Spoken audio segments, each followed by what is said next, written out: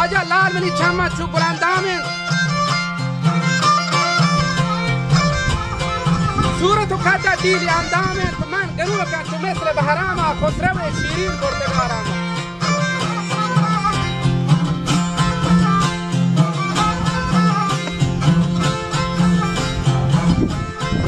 واجه آشه مریدت گفتی گلی خانی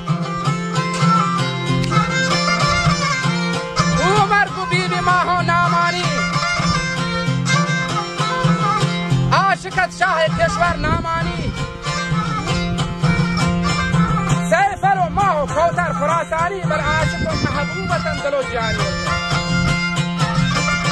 بکر مولداران کوزاتین مریمی گفتیم کل سوگاتین واجه چوب تبدی بگر کیانیا قوتی نود و لردگانیا سوارت ولی بسیاه و گنبدانی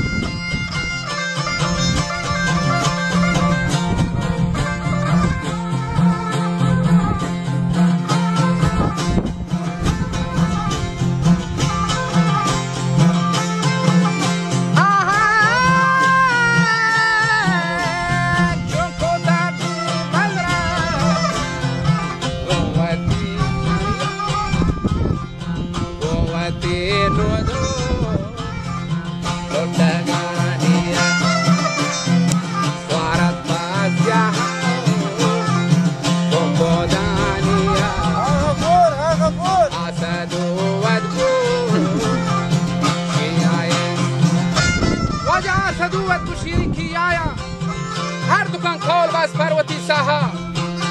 زرت شلنگ پمادنی راها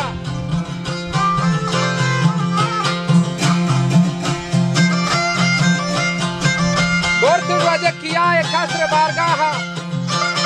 میر کلیر تو آشکاری بل حاجر مباگین داشتیاری